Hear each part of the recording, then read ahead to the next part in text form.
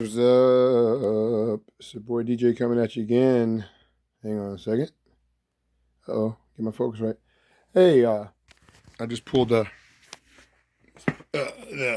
top off of my Razor Ecosmart Sup scooter. Playing around with the battery. There's the battery again, guys. It's a 48 volt, 20 amp hour battery. But really, I would like to tell you guys that it's really when you charge this battery up, it registers at 48.7 volts.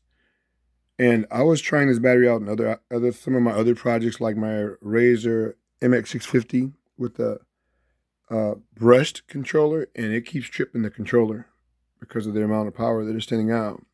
You know, they say it's 48 volts, but they should advertise this battery really as 54.7 volts. Because if you try to use this in a brush controller, at least I've tried to use it in a brush controller, and it's I guess the brush controller has a trip in it or a fuse of some sort, and it blows it every time. I've tried it on 3 different occasions, so I had to order a special controller for those other vehicles that can handle the extra voltage. So I just want to share that with you guys and let you know that this battery, even though they call it a 48 volt, 20 amp hour battery, is technically a 54.6 or 54.7 volt battery. Also, something else I want to share with you guys. Another great thing about this scooter, guys. Remember, you're taking this advice from somebody who's been riding motorcycles over 20 years. So you get a real sense of what's safe and what's not safe to ride as far as two-wheel vehicles. This stem right here. This stem right here is a thing of beauty. Although it should be common on every scooter, it's not common on scooters, which is stupid, if you ask me. Okay? Excuse the mess. This is my hobby room, by the way. I got all kind of projects going. I got my RC cars over there. So this is not all pretty clean and everything. My scooter projects, whatever. But anyway, right here is a thing of beauty, but it should be on every scooter, but it's not. And that is the fact that this scooter has 0 stem wobble, guys. You know why? Because it has a traditional bike fork right there. And the fork comes all the way like up to here. Okay? I wish I would have taken a video of it before I clamped everything down. I tried to take it off yesterday, but I didn't feel like going through taking all these wires and everything off. Let me turn some lights on here. But anyway, up under this clamp, this neck right here. Okay, it comes. There's even a little locking pin right here to make sure that this neck is locked into this fork assembly. Okay, so the fork assembly, it comes up this tube here. You know, it comes up, and it comes up about this high, about like right in there. Okay, that's what, about 3.5, 4 inches. So this handlebar stem right here goes down on top of the fork tube. So it's like this deep, guys, on top of this fork tube right here. So then you got this neck adjuster right there. You can adjust your the amount of play or whatever and tighten it up really good. So you have 0 stem wobble as a bicycle, just like a bike. So that's another major plus for the Razor scooter. This scooter's got a lot of positives, too many positives, and a lot of, like I said, it rides really good because of the big wheels, and it's easy to change the tires. I always say that. I know you guys get sick of me saying it, but it's true.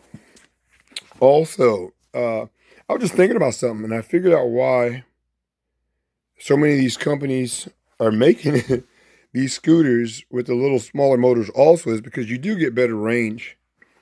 Look at the size of that motor, man, on this Ecosmart. That's all motor inside there, man. That's all wiring and everything else. It's not just for looks. You know? That sucker is really all,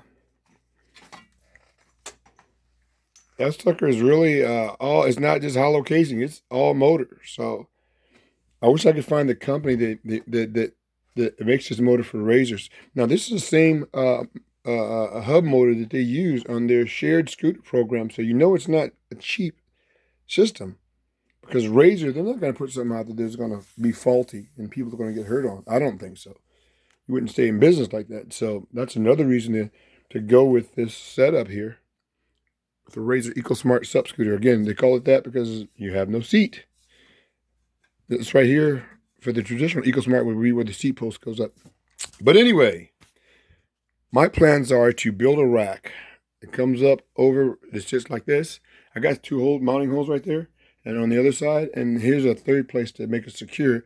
But I need to build a really sturdy rack that I can mount another one of these batteries on. So I can have a 40 amp hour setup, which will be awesome. So at 40 amp hours, I should be able to hit the 40, 50 mile mark is what I'm thinking, you know, maybe further because I'm going to limit the speed to like 15 miles an hour.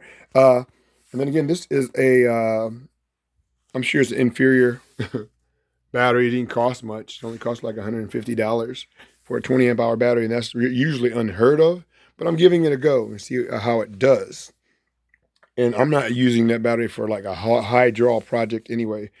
Battery draw, voltage draw anyway. And I'm going to be very conservative with it and see how it does. I'm not going to pamper it, but I want to see how it does under a conservative use. So let's say you get this battery right here and you use it in a geared motor setup, and you get 20 amp hours. You may get, and you ride conservatively, you may get 50 miles off of that. You never know.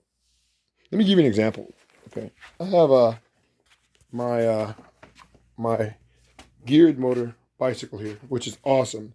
That's my I'm doing some work on it. My Easy Motion Neo Prox bicycle. I don't have the battery on it right now, but this has a geared motor setup back there. If you can see it, see that motor right there? It's a thing of beauty, guys. Oh, you can see it through the plastic, but that's a geared motor, and that battery only has a 12 amp hour battery, and I'm able to go conservatively like 25 miles off of 11 amp hours. Okay, on this bike.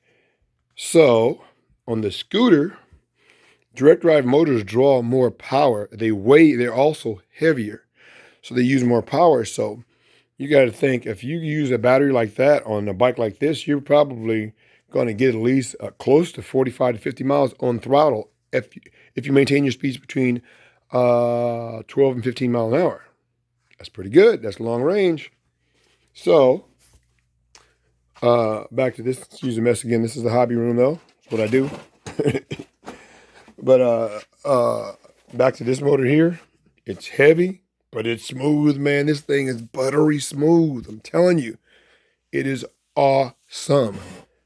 Go back and watch my other videos on it, because for some reason, you won't see the major guys, scooter channels that they review on scooters. You won't see them focusing on this Razor Ecosmart like I do. You won't see it. I mean, I've got the Razor EXR, which is an awesome little wheel scooter. Okay, it has a solid rear tire. Okay, you don't have to worry about any flats, and it has a air-filled front tire, which the rim comes apart, so it's an easy tire change if you have to do it. So it's, even though it doesn't have an air-filled tire, it has some pluses to it with that solid tire. And again, if you're smart on that type of scooter, you're not going to be going 18 mile. It tops out like 18 miles an hour. At least my EXR does. If you're smart, you're not going to be riding it fast like that anyway. You're going to keep your speeds down to like between 10, 12 miles an hour and less. Just that way you don't override the wheel size. You can't override the wheel size, guys. So again, I say it again. This scooter, the Razor Ecosmart scooter, this is their new edition with the hub motor, guys. If you choose to get this scooter and upgrade it, you will have a beast of a scooter. That's what I can say. This thing is awesome. The frame structure, it rides. I mean, it's so smooth. What can I say? Go back and watch my video on it, guys. Nobody's going to hardly get into it like I do about this scooter, because it doesn't have all the bells and whistles, although my setup does have a few bells and whistles because I'm using the Cycle Analyst. I can regulate the power flow, like I can control the speed limit for maximum range. Like today, I'm going to do a test on it. I'm going to limit the speed to 15 miles an hour and see how far I get. Yesterday, I didn't get that far. I did it, but I didn't control the speed setting, and I did like 14 miles. And the battery wasn't completely empty. I had like 3 amp hours left, so I probably would have got about 20 miles. But but the range is not going to be that long in this scooter regardless, because look at the size of that hub motor, man. You know? So what I was saying earlier is when these companies are using these direct drive hub motors, the gearless hub motors, because uh, less maintenance, and they do draw a lot of power, but the smaller the motor, the less power it's going to draw. So I think that's why a lot of companies are going with these direct drive motors over the geared motors, and also they're good for high speed riding. You know, these type of motors they're really good and efficient at high speeds, but I would still prefer a geared hub motor over this direct drive motor. Why? It's lighter and it's more efficient on power.